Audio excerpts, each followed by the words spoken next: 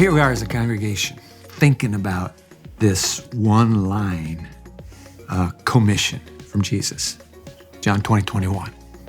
As the Father sent me, I'm sending you. I love that line. I remember the first time you and I met. You came into the room, my room upstairs. We're just thinking, what would a journey together look like? And I was really impressed, man, with this passion you have for children. What's the big deal about kids? I think honestly, the big deal is the fact that there's so much potential still there. I mean, by the time we get to our age, Don't say it. we've learned so much of what we're going to learn. So much of us has already been shaped, but for kids, there is still so much shaping, so much room for discipleship, and the potential is limitless. What's your primary strategy then? If they're this abundant potential, what's your primary strategy?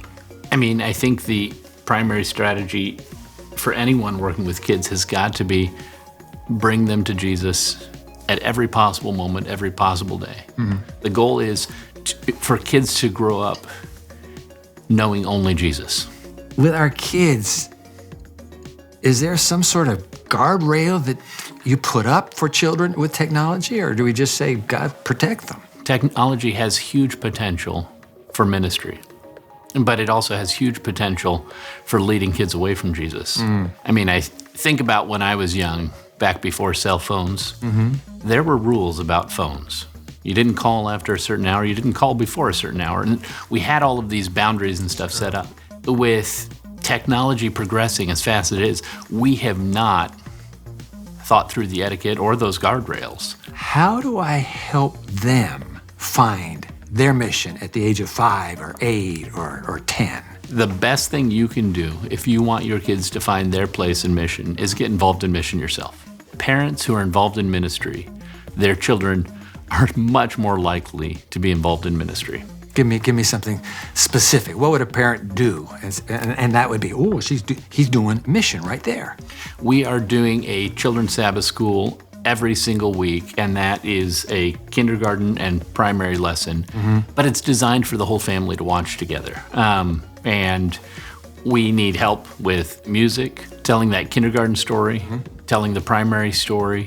Also, each week we include some kind of an illustration, whether it be a nature nugget, a story, a mission story, or a craft, something to help make that point.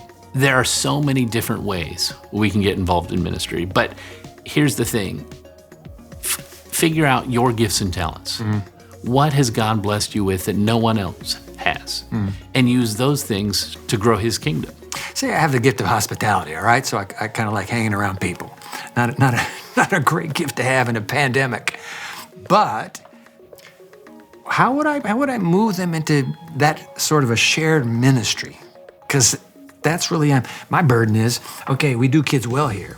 But let's say I'm not thinking Sabbath school now, but I want my children involved in mission. How do I take them somewhere? Do I walk out the door with them? If hospitality is the gift God has given you, then, again, not a good time for this one, right. But when you invite people over to your house, you're demonstrating to your kids, this is what it means to be a follower of Jesus, that we open up our home to those in need.